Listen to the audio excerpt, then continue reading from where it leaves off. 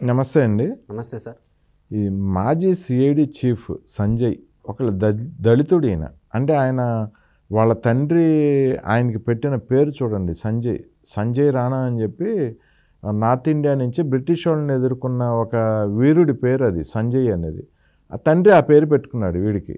వీడు ఒక చెప్పాలంటే పుట్టు దరిద్రుడు అన్నమాట. ఇక అంత మంచి పేరు పెట్టుకొని వాడి బుద్ధులు, దరిద్ర బుద్ధులు, వాడు చేసిన పనులు, ఇవాళ వాడు సస్పెన్షన్కి గురయ్యాడు. ఆఖరికి జగన్మోహన్ రెడ్డి పంచాన చేరిన వాడు ఎంత పెద్ద ఆఫీసర్ అయినా సంజయ్ కాదు, రాణా ప్రతాప్ సింగ్ కాదు, సర్దార్ భగత్ సింగ్ కాదు, ఆజాద్ చంద్రశేఖర్ కాదు, ఎవరు వచ్చినా సరే వాళ్ళని కొళ్ళబెట్టేసి అవినీతి పరుల్ని చేసేసి సర్వనాశనం చేసేసి పాతాళానికి తొక్కేసి కాళ్ళ కింద వేసి నలిపేస్తాడు జగన్మోహన్ రెడ్డి అనటానికి ఈ సిఐడి సంజయ్ ఒక బెస్ట్ ఎగ్జాంపుల్ అనమాట. CID Sanjay suspension. సో ఆయనకి ఏంటి కర్మ, ఏంటి గతి, ఏంటి అవినీతి సొమ్ముకు ఆశపడి సిఐడి సంజయ్ బతుకు ఆఖరికి ఎలా తెల్లారిపోయింది, ఏం చెప్తారు దీని మీద? సార్, ఇప్పుడు మనం మాట్లాడుకుంటున్నటువంటి అంశము సిఐడి మాజీ చీఫ్ సంజయ్ గారి గురించి మనం మాట్లాడుతున్నాం. ఇతను ఎవరు సార్? ఒక ఐపీఎస్ ఐపీఎస్ ఆఫీసర్. ఏం చదువుకున్నాడు సార్? Civil services. ఎంత కష్టపడి ఉంటే ఎగ్జామ్ పాస్ అయింటారు సార్. ఎంతోమంది సంవత్సరాలు కష్టపడి చదివి అటెంప్ట్లు, మళ్ళీ దాంట్లో రిజర్వేషన్లు ఉన్నాయి, అదొక అంశం అనుకోండి. ఇంత ఉన్నప్పటికీ కష్టపడి మీరు పాస్ అయ్యి దేశానికి సేవ చేస్తామని చెప్పేసి ప్రమాణం చేసి ఈరోజు ఎందుకు ఈ పరిస్థితి దాపురింది? నిన్న కూడా మనం ఒక వీడియోలో చెప్పడం జరిగింది కదా సార్. ఏమని చెప్పాము? చదువుకున్న వారి కంటే చదువు రాని వారే కామన్ సెన్స్తో కాస్తో కూస్తో ఉన్నట్లు మాట్లాడగలిగే ధైర్యం ఎవరికైనా ఉంది అంటే అది ఒక కామన్ మ్యాన్కే. ఈరోజు చదువుకున్న వాడు ఎప్పుడు డబ్బులు ఏడ సంపాదిద్దామా, డబ్బుని ఎవరిని మోసం చేద్దామా, ఇవే ఆలోచనలే సార్.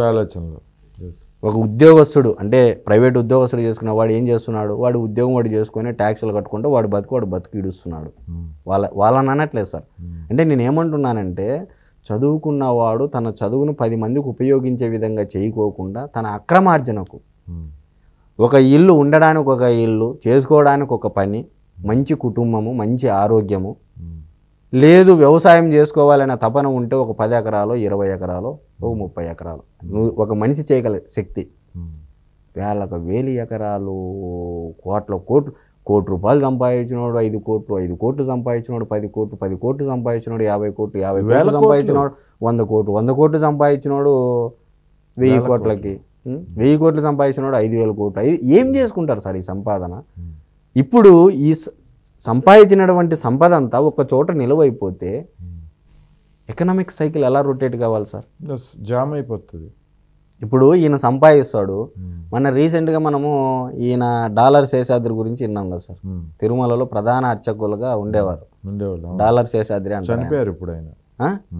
ఆయన బాత్రూమ్ గోడల్లో పగలు కొడితే 2000 రూపాయల నోట్లు, 500 రూపాయల నోట్లు ఎన్ని బయటపడ్డాయి సార్? ఏం చేసుకుంటారు సార్ సంపాదన? నిన్ను నమ్ముకున్న కుటుంబాలకు, ఒక 100 కుటుంబాలకు, 50 కుటుంబాలకు నీ ఆలోచన తగిన విధంగా చేస్తే నీ ఫ్యామిలీని కొమ్ము కాస్తారు కదా సార్ వాళ్ళు. భగవంతుడు కూడా కొమ్ము కాస్తాడు. ఆ భగవంతుడే నీ దగ్గరికి వస్తాడు. నువ్వు భగవంతుని దగ్గర నుండి సేవ చేయాల్సిన పనిలే. 10 మందికి నువ్వు సాయం చేసినావంటే ఎంతమంది ఎన్ని రకాల విశ్లేషణలు చేసినా, ఎన్ని ప్రవచనాలు చేసినా, ఎన్ని పురాణాలు చదివినా ఆచరణ లేనప్పుడు అది వృధాయే. ఎగ్జాంపుల్ సిఐడి మాజీ చీఫ్ సంజయ్. దేశానికి సేవ చేస్తానని ప్రమాణం చేసి నేను ఎటువంటి అవినీతికి, ఎటువంటి అవకతవకలకు పాల్పడనని ప్రమాణం చేసి వచ్చినటువంటి ఒక IPS officer, Indian police service, భారతదేశానికి సేవ చేస్తానని చెప్పి వచ్చి ఎక్కడో రాష్ట్రం నుంచి ఈ రాష్ట్రానికి వచ్చి ఇంకా సర్వీస్ అయిపోతుంది ఒక 5 ఏళ్ళు 6 ఏళ్ళు అనగా ఇది ఒక అలవాటుగా మారిపోయింది సార్. ఐఏఎస్ ఐపీఎస్ ఆఫీసర్లకి ఏపీకి వచ్చే సంతకాలు పెట్టడము, నాకెంత నీకెంత, నాకెంత నీకెంత, నాకెంత నీకెంత, ఇట్లా అయిపోయింది సార్ పరిస్థితి. ఈరోజు ఒక ఐఏఎస్ ఆఫీసర్ కావాలన్నా, ఒక ఐపీఎస్ కావాలన్నా ఆలోచన విద్యార్థుల్లో కానీ, నిరుద్యోగ యువతలో కానీ రోజు రోజుకు వాళ్ళ మీద విలువ తగ్గుతూ ఉంది, గౌరవం తగ్గుతూ ఉంది. ఒకప్పుడు ఒక ఐఏఎస్ ఆఫీసర్ అయినాడంటే అది ఒక పెద్ద చరిత్ర సార్. అవును. ఒక కలెక్టర్ అయినాడంటే, ఒక ఎంఆర్ఓ అయినాడంటే, ఒక ఆర్డీఓ అయినాడంటే, ఒక గవర్నమెంట్ ఆఫీసర్ అయినాడంటేనే అది ఒక కళ. చాలామంది కుటుంబాల్లోనే అది ఈరోజు ఆ పరిస్థితి ఏమైపోయింది సార్?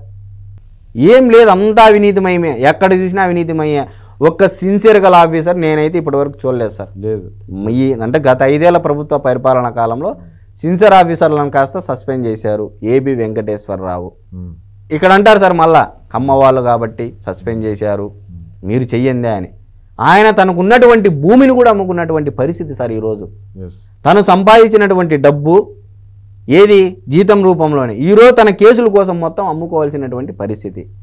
ఈరోజు సిన్సియర్గా పనిచేస్తే ప్రజలు ఆడ గుర్తిస్తున్నారు, నాయకులు ఆడ గుర్తిస్తున్నారు, ఒక పోస్టింగ్లు ఇచ్చే వాళ్ళు ఆడ గుర్తిస్తున్నారు సార్ సిన్సియర్గా పనిచేసే వాళ్ళని. జగన్మోహన్ రెడ్డి అలాగే హింస పెట్టాడు ఆయన్ని. ఈరోజు అదే ఒక్కసారి ఏబి వెంకటేశ్వరరావు గారు ఒక్కసారి జగన్మోహన్ రెడ్డి గారికి లొంగితే డీజీపీ కూడా అయిపోయేవాడు. మరి ఆయన లొంగనందుకే కదా సార్ ఈరోజు ఆయనకి అన్ని తిప్పలు. మరి ఏమైపోయింది? నీతి నిజాయితీతో ఉన్నటువంటి పరిస్థితి.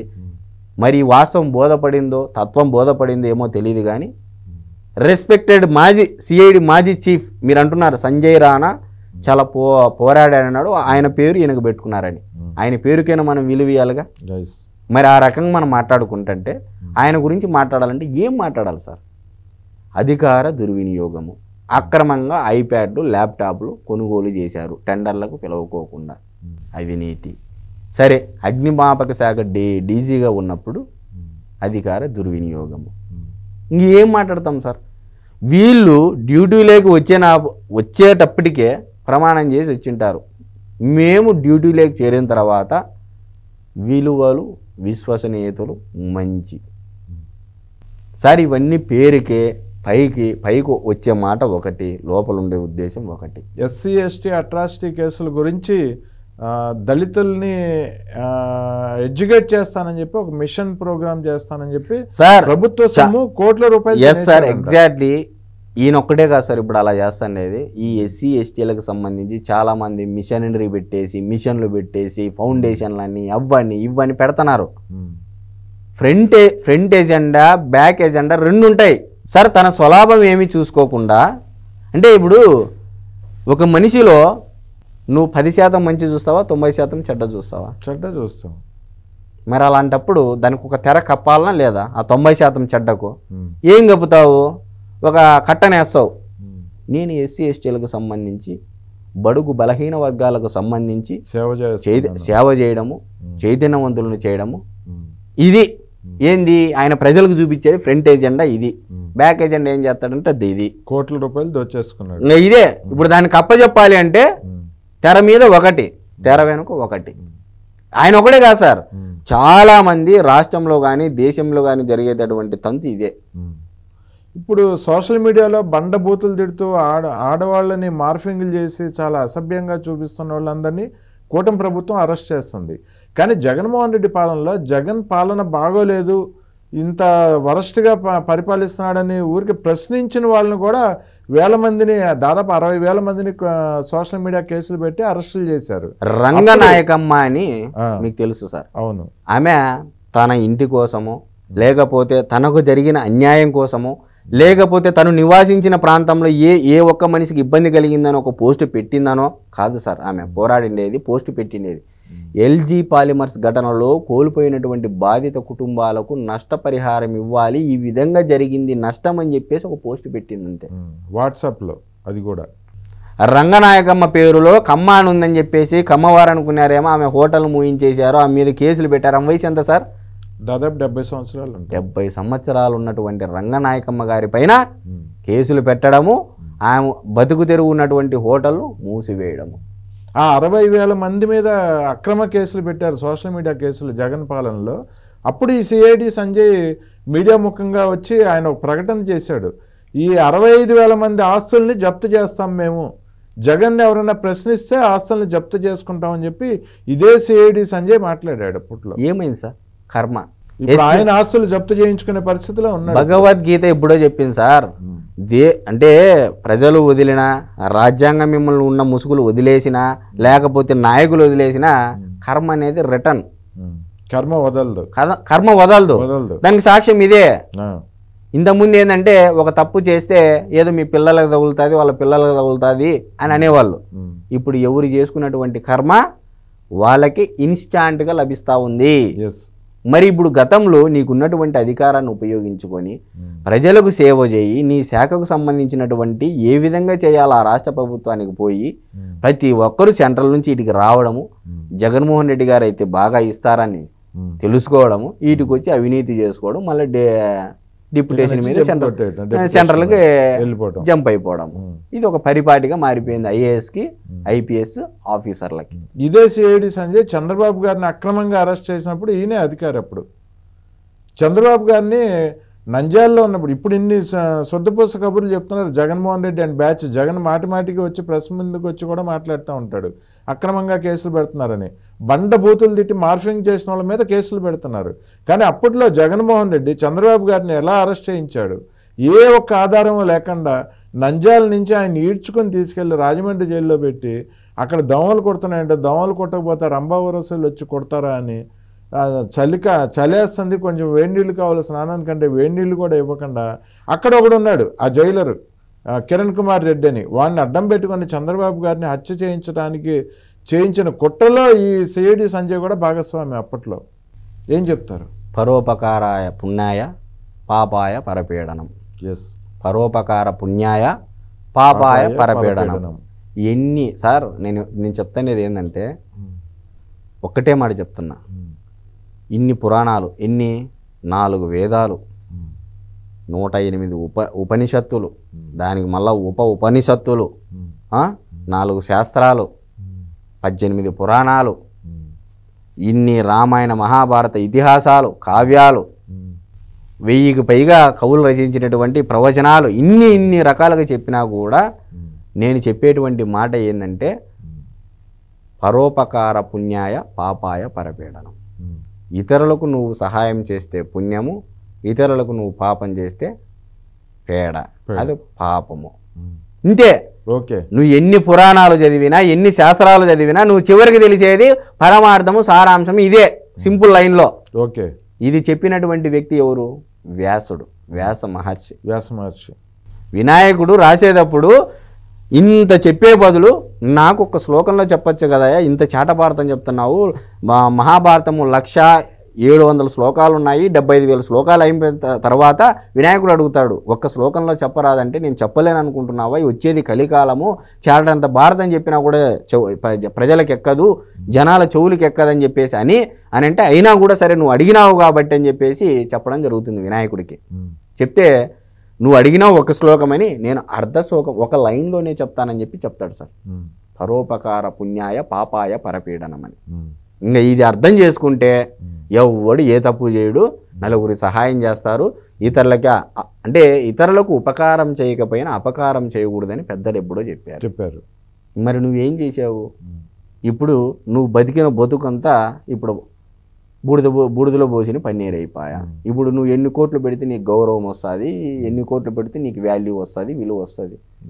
వాల్యూను విలువ లేకపోతే సార్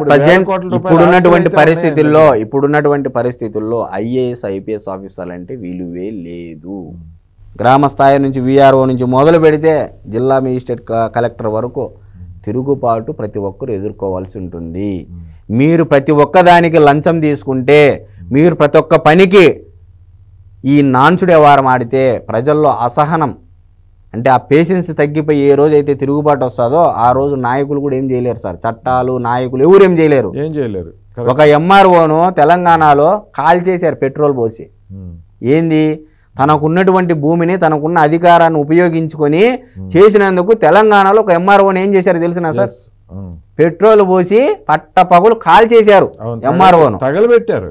అది ప్రజల్లో ఆ రకంగా ప్రెస్టేషన్ వస్తే ఈసారి కాల్చేది గీల్చేది ఏమి ఉండదు.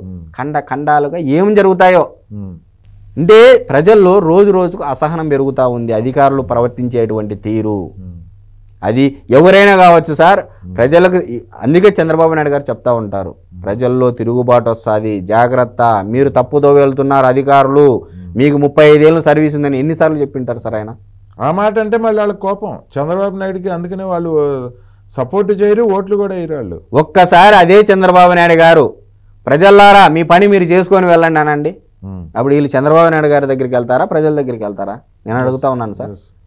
ఇదే చంద్రబాబు నాయుడు గారు ఒక పిలుపు ఇచ్చారనుకోండి రాష్ట్రం మొత్తం మీద, మీకు ఏ అధికారి అయితే మీకు నష్టం చేశారో, మీకు ఏ అధికారి అయితే మిమ్మల్ని ఇబ్బంది పెడుతున్నారో మీ ఇష్టం వచ్చినది మీరు చేసుకోండి అని ఒక్కసారి పిలిపి ఇవ్వమనండి. ఎస్, వీళ్ళు ఎవరికి పోయి మరబెట్టుకుంటారు అప్పుడు? చచ్చినట్టు బాబు గారి దగ్గరికి వెళ్తారు మళ్ళీ. కాదు సార్, చంద్రబాబు నాయుడు గారు అంటే నచ్చదు. చంద్రబాబు నాయుడు గారు మీకు రాగానే డిఏలు టీఏలు అన్ని ఇవ్వాలా, మా బకాయిలు చెల్లించాలా, అన్ని చేయాలా అని జగన్మోహన్ రెడ్డి గారు వచ్చినప్పుడు ఏమో 5 ఏళ్ళు మాకు జీతం ఇస్తే చాలు, మాకు జీతం ఇస్తే కనీసం జీతం టైం మాకు జీతం టైంకి ఇస్తే చాలని జగన్మోహన్ రెడ్డి గారు ఉన్నప్పుడు అంటారు. ఒక నెల లేట్ అయినా పర్వాలేదు, నెల లేట్గా అయినా ఇవ్వండి.